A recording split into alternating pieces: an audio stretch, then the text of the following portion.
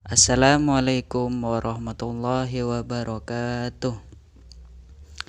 Baik anak-anak, sekarang kita akan belajar tentang zikir dan doa setelah sholat. Tapi sebelumnya, alangkah lebih baiknya sebelum kita belajar, kita berdoa terlebih dahulu.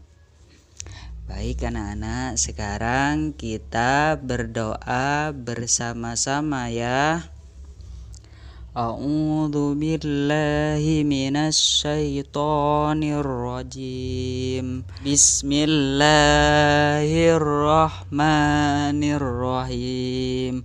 Raditu billahi rabbah wa bil islami dina wa bi Muhammadin nabiyyan wa rasulah. Rabbi zidni ilma warzuqni fahma waj'alni min ibadikas sholihin. Sekarang kita sudah berdoa. Dalam pembelajaran kali ini, Bapak ingin membacakan tentang kompetensi dasarnya ya anak-anak. 1. Menerima makna zikir dan doa setelah sholat sebagai wujud berserah diri kepada Allah. 2. Menunjukkan sikap rendah hati sebagai implementasi pemahaman makna zikir dan doa setelah sholat. 3. Memahami makna zikir dan doa setelah sholat. 4.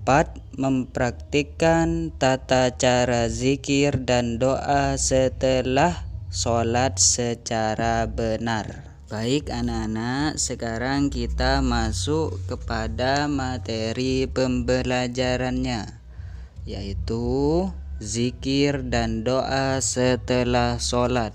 Zikir itu sendiri adalah mengingat Allah. Secara istilah, zikir artinya mengingat Allah dengan hati, lisan, atau perbuatan dengan maksud untuk lebih mendekatkan diri kepadanya. Orang yang berzikir berarti selalu mengingat Allah pada setiap waktu dimanapun ia berada.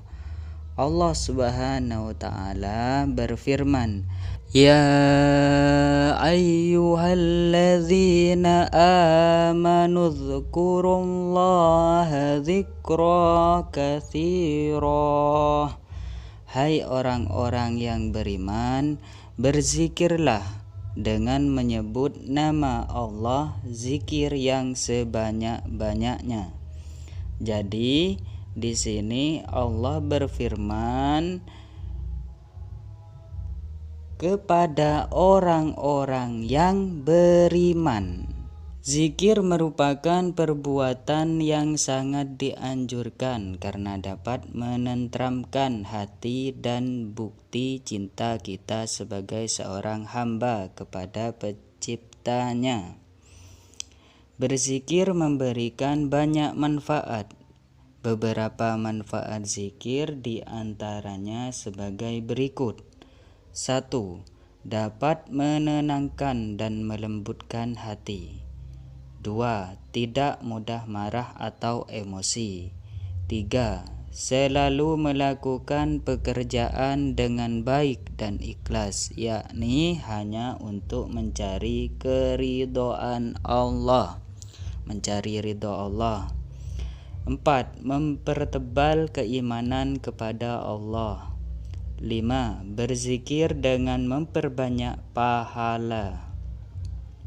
Jadi itu adalah manfaat dari berzikir. Berzikir itu dibagi menjadi 3. 1. Zikir dengan hati. Ialah zikir dengan memusatkan pikiran dan hati kepada Allah Subhanahu wa ta'ala. karena memperhatikan kebesaran dan kekuasaan ciptaannya. 2. Zikir dengan lisan atau ucapan ialah zikir yang cara menyebut nama Allah atau mengucapkan kalimat thayyibah yang mengandung nama Allah. Contoh, mengucapkan basmalah, tahmid, takbir, tasbih, tahlil, dan istighfar. 3. Zikir dengan perbuatan ialah zikir yang dilakukan dengan cara menjalankan segala yang diperintahkan Allah Subhanahu wa taala dan menjauhi segala larangannya dengan penuh rasa ikhlas hanya untuk mendapatkan ridho Allah. Contoh, sholat.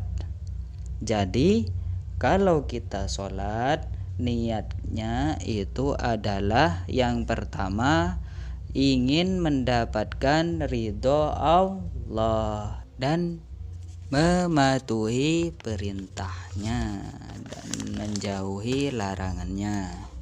Sekarang masuk kepada doa setelah sholat. Doa setelah sholat itu banyak sekali. Tapi sebelum Pak Guru membahas tentang doa sesudah sholat, Pak Guru akan memberitahukan tentang adab-adab dalam berdoa. Jadi tidak sembarangan kita berdoa. Jadi ada aturannya. Yang pertama, adabnya adalah menghadap ke arah kiblat. 2. Menengadahkan kedua tangan. 3. Bersungguh-sungguh dan khusyuk kepada Allah. Jadi ketika kita berdoa, kita harus khusyuk kepada Allah. 4. Memulainya dengan membaca tasbih dan tahmid. 5. Berdoa dengan sikap yang sopan. Jadi kalau kita berdoa, usahakan suara kita itu yang bagus. Jangan ketika kita sholat terus dengan suara membentak-bentak, itu tidak boleh. Itu termasuk adab-adab dalam berdoa. Jadi kalau kita berdoa harus dengan sikap yang sopan dan berkata dengan baik. 6. Cukup berbisik dan tidak mengeraskan suara sebagaimana berzikir. Jadi kalau kita berdoa sendirian, cukup kita dengar di telinga sendiri, tidak perlu keras-keras, kecuali kita menjadi imam. Jadi makmumnya itu harus mendengar apa doa dari yang kita ucapkan. 7. Harus yakin bahwa Allah Subhanahu wa taala akan mengabulkan doanya. 8. Mengutamakan tawajjuh, menghadapkan atau mendekatkan diri kepada Allah. Jadi kita harus mengutamakan tawajjuh. Tawajjuh itu sendiri artinya adalah menghadapkan atau mendekatkan diri kepada Allah. Itu artinya tawajjuh. 9. Dalam keadaan suci atau berwudu. Jadi ketika kita berdoa, kita harus dalam keadaan suci, berwudu. Kita mempunyai wudu. 10.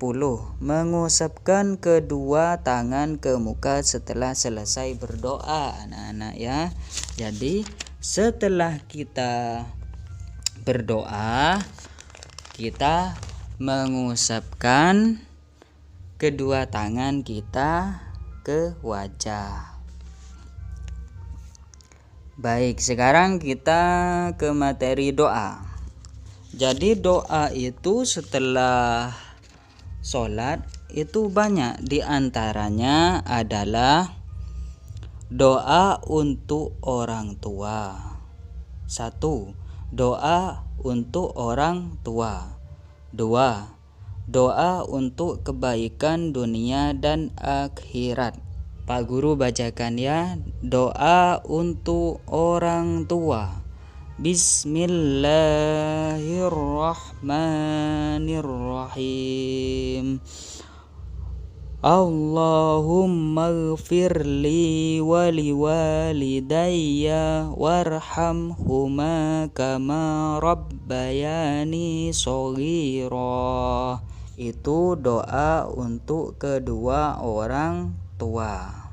Dan penutupnya yaitu doa untuk kebaikan dunia dan akhirat.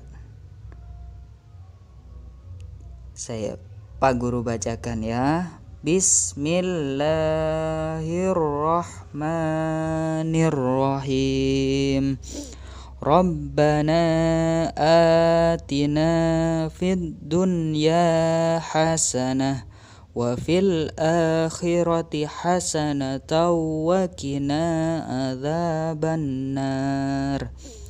Itu doa untuk kebaikan dunia dan akhirat. Artinya, ya Tuhan kami, berilah kami kebaikan di dunia dan kebaikan di akhirat, dan lindungilah kami dari siksa api neraka. Baik anak-anak, sekarang pembelajarannya sudah selesai. Untuk tugasnya, kalian hafalkan 1. Doa untuk orang tua. 2. Doa untuk kebaikan dunia dan akhirat.